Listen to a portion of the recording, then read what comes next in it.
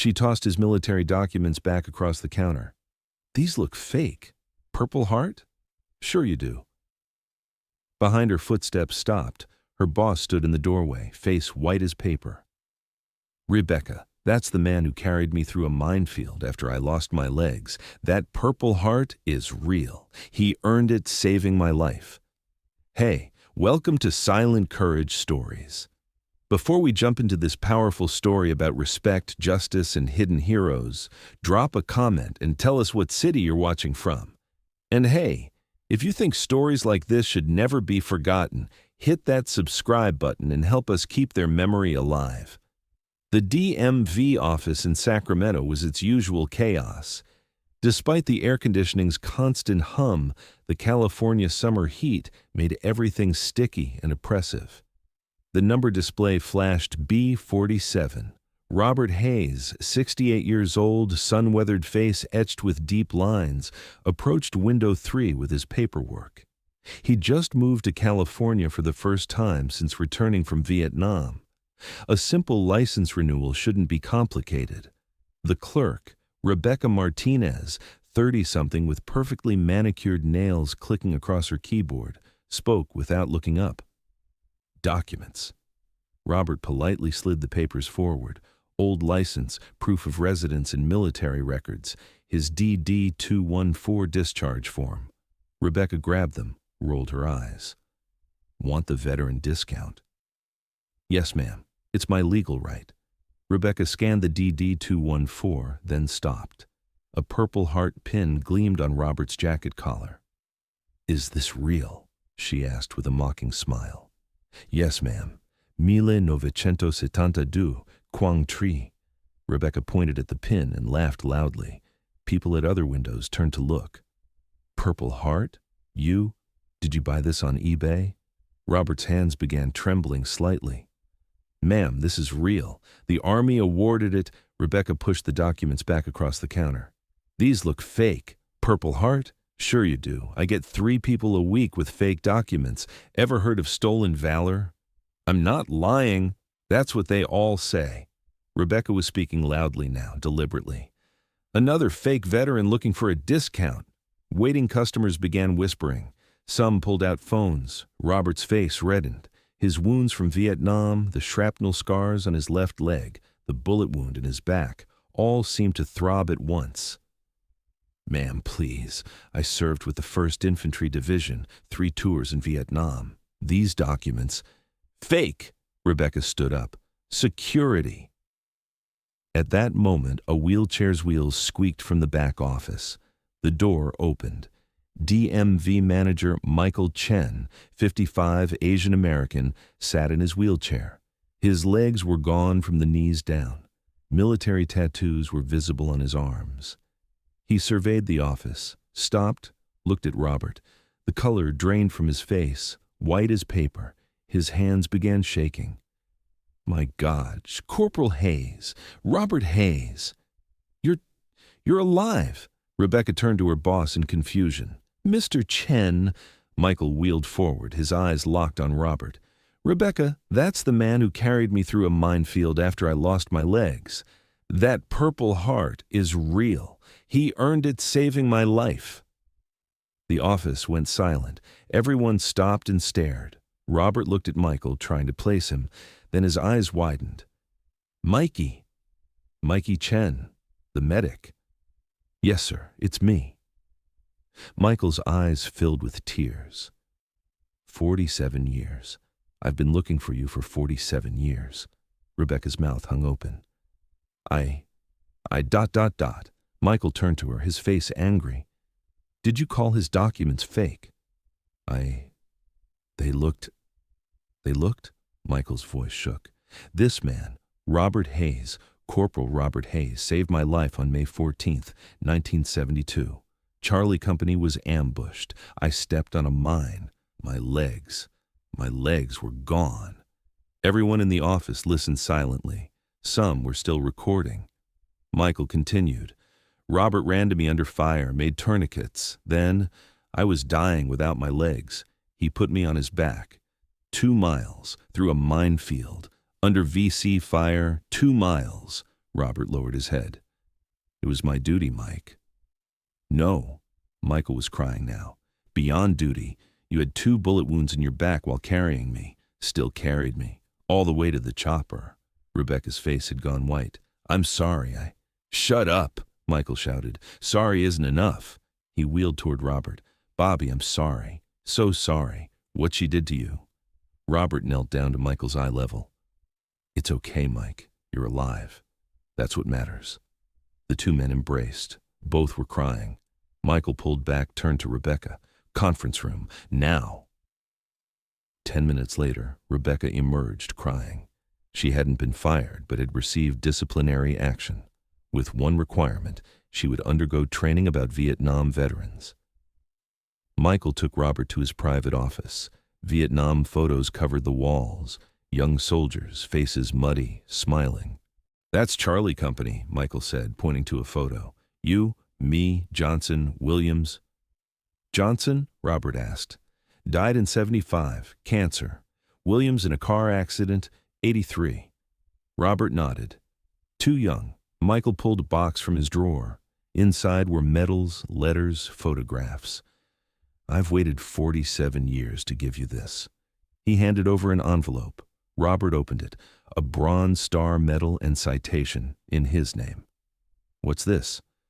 I put you in for it in 1973 for saving me. It was approved, but they couldn't find you. No forwarding address. Robert's hands shook. I didn't earn this. Didn't earn it? Michael laughed bitterly. You saved my life. I got married, had children. I have grandchildren because of you. A knock came. Rebecca entered with a tray, coffee, donuts. Mr. Hayes, I'm truly sorry. I didn't know. I was ignorant. Robert looked at her gently. Everyone makes mistakes, young lady. What matters is learning. Rebecca nodded, wiping tears. I'll learn, I promise. Michael intervened. Rebecca is now our Veteran Affairs liaison. She'll receive special training, and her first task is preparing your license. Free for life. That's too much, Mike. Number, it's not enough. That day, something changed at the DMV office. Robert's story spread to everyone. The video went viral. Headline: DMV employee humiliates hero, boss breaks down. Rebecca truly changed. She volunteered at the Vietnam Veterans Association, attended meetings every Tuesday, listened to stories, learned. A month later, an elderly man came to the office, old military documents in hand. Rebecca saw him and stood up. Welcome, sir. How can I help you? The man was surprised. The veteran discount. Of course, sir. Thank you for your service. Please sit. Would you like coffee or tea? Michael watched from his office, smiled. Robert started coming weekly, not just for DMV business, to talk with Michael, to discuss old times. One day, Michael asked, "Why did you do it that day?" "Why risk your life?" Robert shrugged. "You would have done the same. Anyone would." "No, Bobby, not everyone. You did." 6 months later, the DMV office received a Veteran-Friendly Business Award. At the ceremony, Robert and Michael stood together. Rebecca gave a speech. Sometimes prejudice blinds us to heroes. Mr. Hayes taught me what real honor is: quiet, humble, selfless. The audience applauded. Robert didn't want to stand, but Michael insisted. He approached the microphone. "I'm not a hero, just a soldier. I did what needed doing for my friend. As long as people like Mike exist, this country is safe." Michael sat crying in his wheelchair. Afterward, they visited the Vietnam Memorial. They searched for names on the wall, found their friends' names, touched them. "We died too young," said Michael. "Some of us," said Robert, "but we lived. We have to live for them." At the DMV office, Robert's photo now hangs on the wall. Below it reads, "Corporal Robert Hayes, true American hero, lifesaver." Rebecca looks at that photo every day, and every time a veteran comes in, she stands, with respect, because she learned. Appearances deceive, An old man isn't just an old man. Maybe he's a hero who saved lives, served his country. Michael and Robert are best friends now. They meet every week. Sometimes they talk, sometimes they sit in silence, but always together. Even after 47 years, the bond remains unbroken, because some bonds are forged in war and never break. Rebecca keeps a note on her desk. Every veteran has a story. Every story deserves respect. And the Purple Heart? Robert still wears it, proudly. No one questions it anymore, because everyone knows. Real heroes don't boast about their medals. They just wear them, quietly, until someone tells their story. The transformation at the Sacramento DMV became a model. Other offices requested training materials. Rebecca developed a program, Recognizing Service, a guide for public servants. One morning, a young woman came in, fresh out of college, Rebecca's new trainee. "First lesson," Rebecca said, "see that photo? That man taught me everything about respect, not through words, through his actions. He could have destroyed my career, had every right to. Instead, he taught me." The trainee nodded, taking notes. "Every person who walks through that door has a story," Rebecca continued. "Our job isn't to judge, it's to serve." Robert still came by, though he didn't need to anymore. His license was permanent now, all fees waived. But he came for Michael, for their weekly coffee. They'd sit in Michael's office sometimes for hours. Other veterans started joining them. Informal therapy, they called it. Just old soldiers, talking or not talking, being understood. One day, a young man arrived, aggressive, demanding, recently discharged, clearly struggling with PTSD. He slammed his documents on Rebecca's counter. "I want what I'm owed," he shouted. Rebecca didn't flinch. She'd learned. "You're owed respect and proper service, sir. Please, sit down. Let me help you." The man was taken aback. He'd expected a fight. Robert, who happened to be there, approached slowly. "Son, I'm Bob Hayes, Vietnam. 3 tours. Want some coffee?" The young man's aggression melted. "You were in Nam?" "I was, and I understand the anger. Come on, let's talk." They sat for 2 hours. The young man left with his license, but more importantly, with connections to support groups, therapy resources, and Robert's phone number. "Call any time," Robert had said, "day or night." Michael watched from his office. "You're still saving people, Bobby." "We all are, Mike. Different battlefield, same mission." The story reached the state level. The governor visited, wanted a photo op, but Robert declined. "This isn't about politics," he said. "It's about people treating people right." The governor respected that. Instead of a photo op, she signed legislation improving veteran services statewide. The Hayes-Chen Act, ensuring respectful treatment at all state offices. Rebecca was promoted, put in charge of veteran affairs for the entire district. Her first act was mandating sensitivity training using Robert and Michael's story. At her promotion ceremony, she said, 47 years ago, Corporal Hayes saved Specialist Chen in Vietnam. A few months ago, they saved me from my own ignorance. That's what service really means, saving each other, even from ourselves." 2 years after that first encounter, Rebecca got married. She asked Robert to walk her down the aisle. "My father passed when I was young," she explained. "You taught me about honor. Would you do me this honor?" Robert, surprised and touched, agreed. At the wedding, Michael gave a toast. Rebecca once dismissed a hero. Now she's family to 2 old soldiers. That's growth. That's America at its best. We can learn, change, become better. The DMV office became a pilgrimage site of sorts for veterans. They'd come from across the state to see where the story happened, to meet Rebecca, Michael, sometimes Robert if he was around. A documentary filmmaker approached them. "Your story needs telling." Robert was reluctant. "I don't want fame." "Not fame," the filmmaker insisted. "Education. How many other Roberts are out there being dismissed? How many other Rebeccas need to learn? They agreed.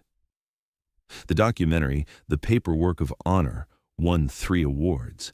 It became required viewing at DMV training centers nationwide. In the film's most powerful moment, Rebecca breaks down. "I nearly destroyed a hero because I was too lazy to see past my assumptions. Every day I worked to earn the forgiveness he gave me so freely."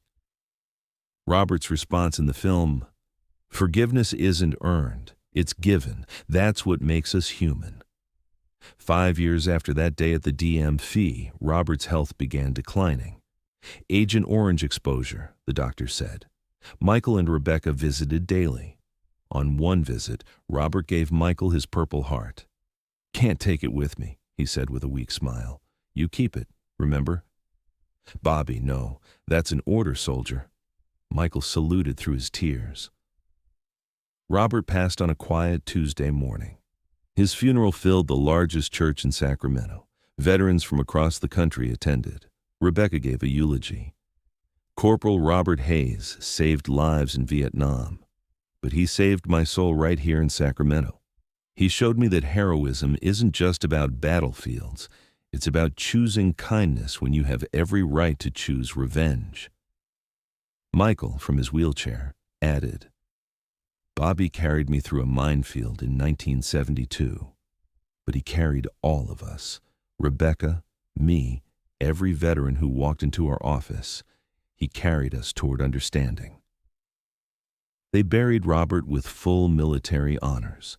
The Purple Heart went into the DMV office display case with a plaque. This medal represents not just one man's courage in war, but his grace in peace. Corporal Robert Hayes, hero, teacher, friend. Rebecca ensures every new employee hears the story, watches the video, understands. "We're not just processing paperwork," she tells them. "We're honoring service, every person, every time." And in Michael's office, Robert's chair remains. No one else sits in it. It's not empty, though. It's full of memory, of friendship, of the understanding that heroism takes many forms. Sometimes Michael wheels over to it, touches it gently. "Still saving people, Bobby," he whispers. "Still carrying us through minefields.